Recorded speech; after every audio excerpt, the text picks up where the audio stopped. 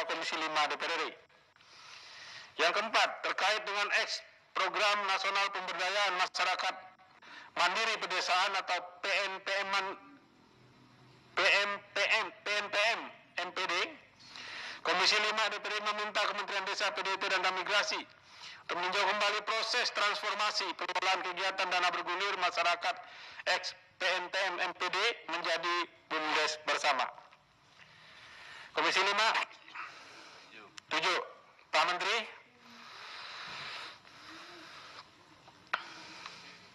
Ya, silakan Mas Do, sebentar. Setuju? Ya, setuju. Kalau ada yang tidak setuju, Pak Menteri. 3. Bukan, poin 4 itu kalau dikaitkan dengan apa yang tadi kita bicarakan, posisi Undang-Undang Cipta Kerja, berarti kan aspeknya gimana? Ya, kalau menurut aku yang poin 4 ini kita delete aja dulu.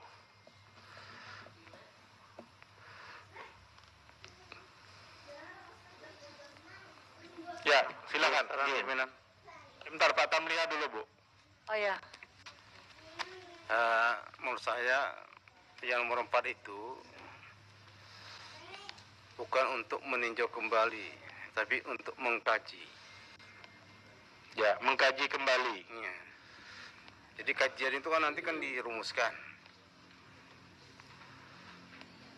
dan kita bicarakan di sini. Jadi hasil kajian itu nanti harus dibahas dengan Komisi 5. Kembali proses informasi pengolahan pembinaan dana bergulir masyarakat PNPM Desa bersama. Oke, silakan Mas Dewa.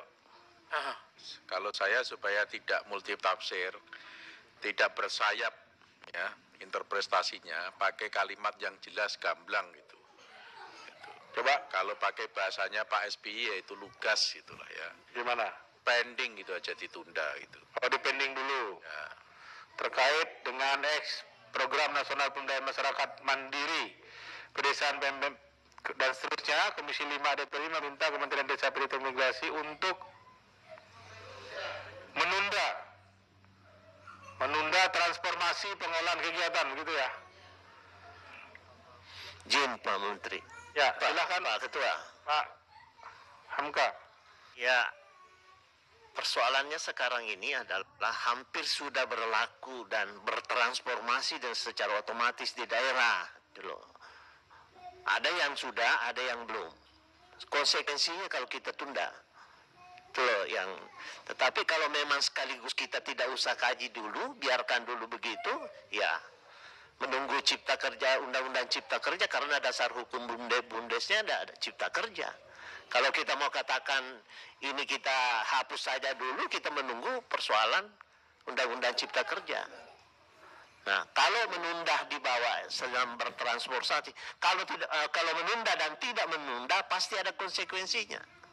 Tidak menunda berarti masih lanjut terus, berarti masih memungkinkan terjadi kesalahan. Menunda berarti tidak dilakukan sama sekali. Ini yang perlu kita pikirkan dengan baik.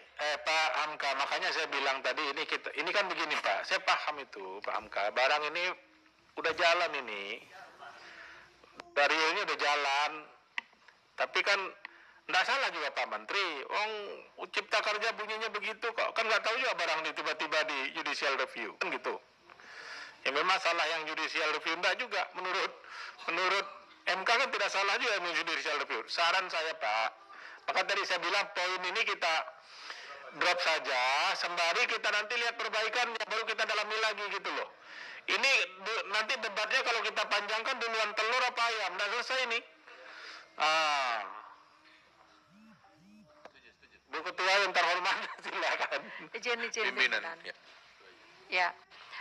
Kalau itu tidak ada kalimat-kalimat yang menyangkut itu, artinya apa yang menjadi pegangan dari apa yang sudah keputusan yang sudah dibuat Kementerian PD itu kan tetap melanjutkan begitu.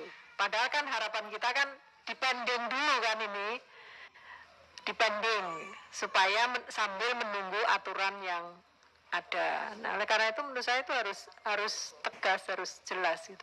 Jadi gini aja, mungkin tapi saran saya ini kesimpulan nggak usah kita bikin, tapi bisa nggak Pak Menteri nggak usah lagi buat keputusan baru dulu soal ini, gitu loh kita. Ini kan kalau kita debatnya repot ini kita ini nggak ada yang salah Pak, yang salah rumput yang bergoyang ini. Nah, nggak ada yang salah ini Pak Menteri. Pak Menteri juga yang ngambil tindakan itu kan, pijakan hukumnya ya berdasarkan Cipta Kerja kemarin. Tiba-tiba kan Cipta Kerja sekarang kan menggantung nih. Sementara BUMDes itu pijakan BUMDes yang berbunyi badan usaha itu kan adanya di Undang-Undang Cipta Kerja gitu loh. Nggak ada di aturan lain.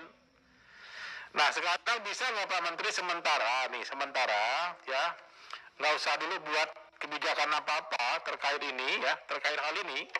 Kalau yang sudah biarin aja dulu Pak, itu loh. Kan tidak dilarang juga yang sudah Pak, itu loh. Pimpinan. Ya silakan boleh. Terima kasih pimpinan. Karena menurut saya nih, karena sudah ada yang berjalan. Jadi karena sebenarnya saya sudah konsultasi juga dengan Pak Arief Wibowo berkaitan Undang-Undang Cipta Kerja yang menjadi payung hukum daripada penggabungan atau pemindahan dana ex PNPM ini. Ternyata beliau menyampaikan bahwa tidak ada cantolan karena di dana ex PNPM itu tidak tertuang di dalam Undang-Undang Cipta Kerja. Ini versi Mas Arief yang ikut membahas Undang-Undang Cipta Kerja.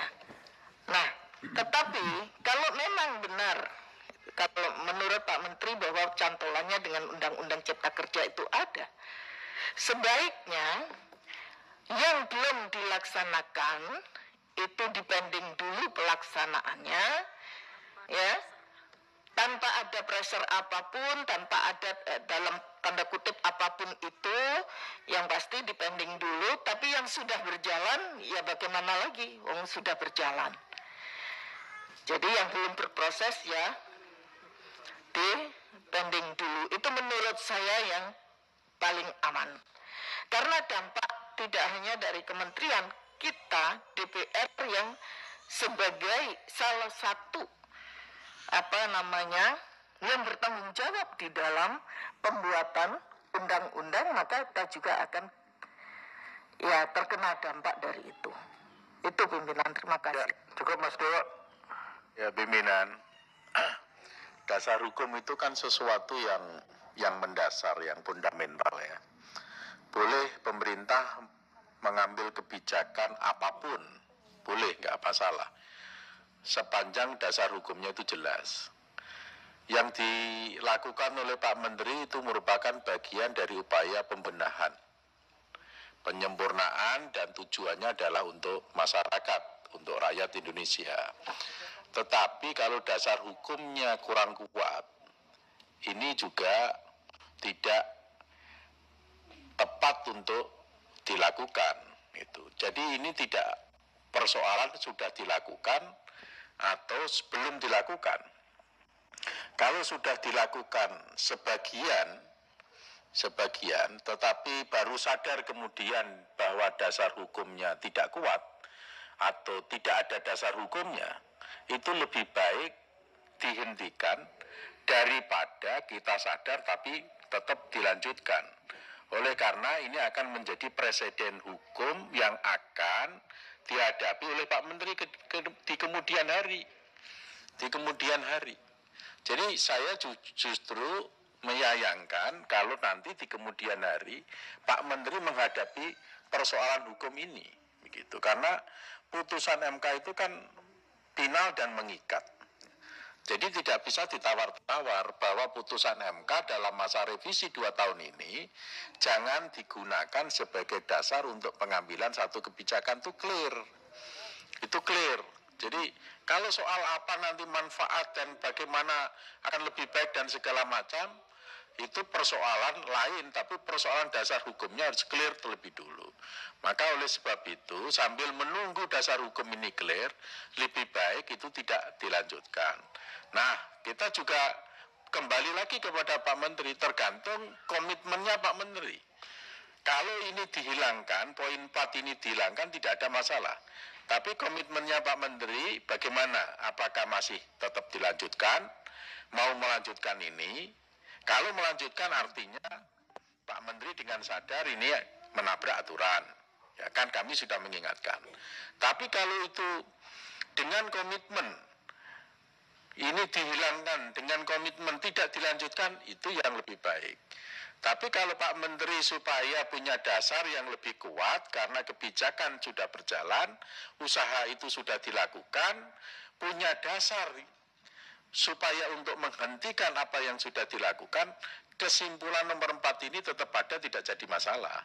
Sebagai dasar mengingatkan kami mengingatkan kepada Pak Menteri. Jadi itu. Saya kembali lagi aja kepada Pak Menteri. Kami mengingatkan sebaiknya jangan dilanjutkan karena dasar hukumnya kurang kuat atau tidak ada dasar hukumnya. Saya kira. Pak Menteri kan izin Pak Ketua. Kan Pak. Pak Ketua.